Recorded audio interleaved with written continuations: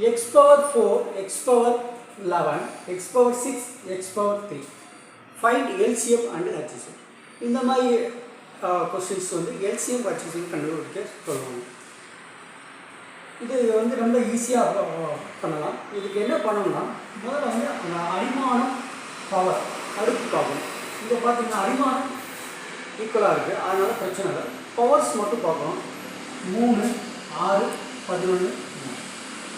So எல்சிஎம்மை பொறுத்த வரைக்கும் இதில் மிகப்பெரிய மடங்கு வேல்யூ இருக்கோ அதுதான் LCM. X power 11, X power 11. HCF